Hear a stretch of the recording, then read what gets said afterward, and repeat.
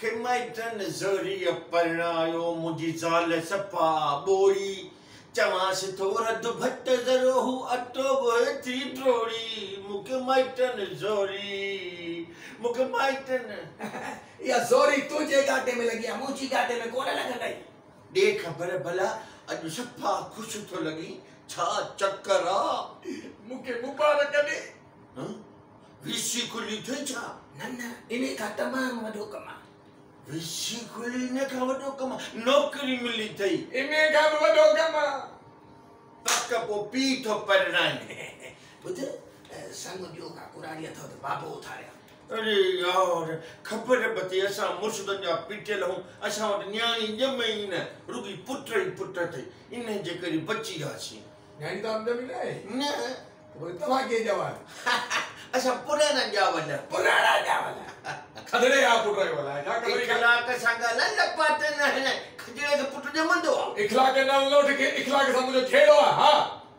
हले छड ने गाल के हादे खबर छा में खुश ही छा तो तई मां शादी तो क्या इने कर चाहे तो वो पटके छो शादी तो करे एकड़ो गरीब जो बार जो बिजली में था मरंदे या बचंदे तो के तकलीफ केरिया बाबा शादी मां तो कया अरे शादी में वडा खर्च था चन शामियाना कना तू बो वरी वडी मुल्क तबाह लगो पियो कोरोना दे करे हर शे बंद लगी पिया शादी हाल अब कोन था मिलनी डेकोरेशन जा दुकान अब बंद शादी के कंदे असा भाई जाल मुर्स देख में लाऊं लहंदा के मन देख में हजम रद है ना वने भाई बाणो खाई दवा छने दादानिस तू मुझे यार है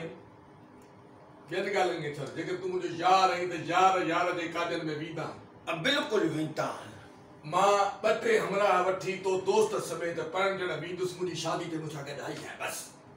ये रेडियो को मसलो आ त मु शादिन में वणन का कसम करी छडियो बाकी तहाडी कुराड़ी मरे मा पार ॾाढा भला कढंदो केड़े की जबान में पार कढंदो ही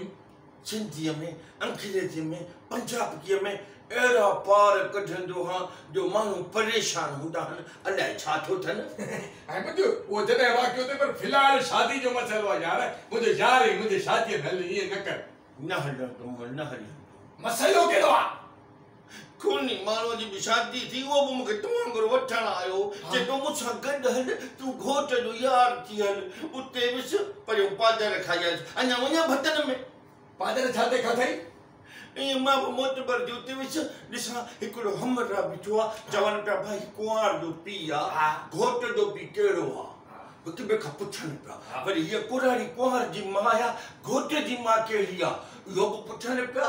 वरी चवन पिया ये कुआर जी दादी आ ये पे गाल है घोट जी दादी केड़िया वो मु तो सब पुछन था बाकी मुंह हो गयो अच्छा पुछा था पुछो मुंह बचो मां घोट जो यार हां कुआर जो यार मोगलो मुसा कचहरी के मुझो ये चवन पिटन पाचन लाठा 99 ते भुलजी पा कोन मुझो बबटा पजा मोचड़ा रो गया म पाणे तू जान छडाया एकड़ी गाल ते बुझा तुम्हें अकुल कोने को तने पादर खादई छो बाकुल कोने अकुल जो पच का भया पे हनवरी अकुल पच के नहीं हुआ बाकी खुदा जी सनाई थी तो कि दिमाग ना है अकुल ना है हेडो बक दिमाग खयो थो वटा है भली ढगे जो मथो अच्छा अकुल थई हां